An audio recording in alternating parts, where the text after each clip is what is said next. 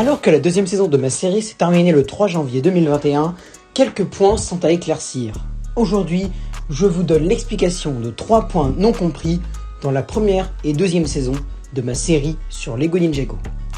On commence avec le premier point. Dans le 6e épisode de la saison 2, on entend Aido Katomo, le serviteur de Juan Carlos Mariano de Rivieres Gomez, dire « Je vous ai aidé » quand la police l'arrête. Mais pourquoi Aido prétend-il avoir aidé la police? Eh bien c'est très simple, ça n'a pas été montré dans l'épisode 6, mais en effet, Aido a bien aidé la police. Et je ne sais pas si vous vous souvenez, mais dans le 5e épisode, il est accusé par Rivieres d'avoir comploté avec Cobbler pour l'éliminer. Aido Katomo jure que non, mais en vrai, il l'a bien fait. C'est dans le 5e épisode que Katomo se rend compte que Carlos Rivieres est allé beaucoup trop loin et projette donc, avec Hugo Cobbler, de l'éliminer. Entre le 5e et le 6e épisode, il envoie un appel à la police pour signifier le plan de Rivieres au sujet des ninjas.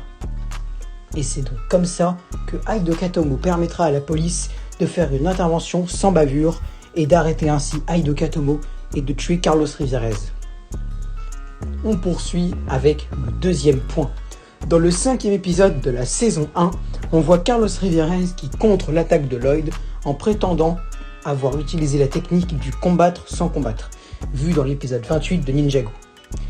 Carlos prétend même que c'est son fils, Juan, qui lui a appris à l'âge de 9 ans, alors qu'il assistait au cours de Sensei Garmadon. Mais, Carlos Rivieres a-t-il vraiment un fils?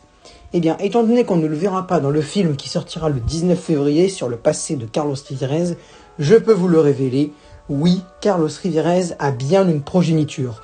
Elle s'appelle Juan Rivieres, elle a actuellement 15 ans, et on en saura probablement plus dans les prochaines saisons de ma série Lego Ninjago sur ce Juan Rivieres, le fils de Carlos. Le troisième et dernier point à éclaircir, dans le 6e épisode de la saison 1, on voit la bombe de Koura exploser, et dans le premier épisode de la saison 2, on apprend que Lloyd s'est jeté sur la bombe pour protéger la ville de son explosion, et s'est donc sacrifié dans le même coup. Mais Benjamin Molino Ninja m'a demandé quelle partie de la bombe avait été endommagée. En sachant que la bombe de Koura est à peu près imaginée comme un énorme ballon de football de plus de 5 mètres carrés, c'est la partie de devant qui a été touchée, donc celle que les ninjas sont en face de là où étaient les ninjas. On avait la bombe de 5 mètres de haut, et là il s'est jeté sur la bombe, et c'est la partie de devant qui a été touchée par le katana de Lloyd.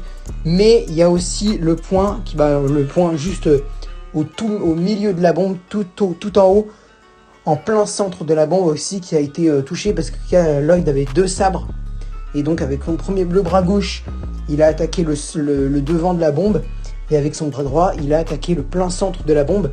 Mais parce que vous allez sûrement me demander ouais, mais si la bombe fait 5 mètres de haut, comment il a pu se projeter en haut pour l'atteindre? Et en fait son cri de ninja, en fait, donc il a pris un élan considérable, il s'est jeté sur la bombe en hurlant, et donc il a commencé par frapper la bombe dans un temps très très court, un dixième de seconde à peu près, et juste après, en même temps que la bombe explosait, il a attaqué le centre de la bombe. Et c'est pour ça, en fait, le devant, en fait, vous imaginez que le devant, elle est consacrée à l'espace, aux dimensions parallèles, et aux 15 autres royaumes. Parce que je vous rappelle que tout ça devait être détruit en même temps que Ninjago.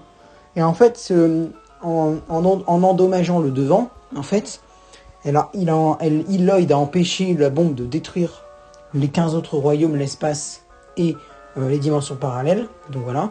Et en touchant le centre de la bombe, elle a atténué l'explosion, ce qui fait que Ninjago n'est pas tombé en ruine et qu'il y a pu avoir des survivants, comme on le voit dans les autres épisodes de la 2e saison. Voilà, c'est la fin de cette petite vidéo théorie. Si vous avez d'autres questions par rapport à la première et à la deuxième saison, des trucs que vous n'avez pas compris, n'hésitez pas à me le demander. Alors au lieu de faire une partie 2 de la vidéo, si j'en ai beaucoup de questions, j'en ferai une partie 2 de la vidéo, mais si j'en ai pas beaucoup, si j'en ai genre 1 ou 2 seulement en plus, je vous répondrai tout simplement dans les commentaires en vous expliquant pourquoi. Donc voilà. Donc sur ce, c'était Ninjago NT. Merci d'avoir regardé cette vidéo. Sur ce, je vous laisse et merci du coup. Et à bientôt pour une nouvelle vidéo.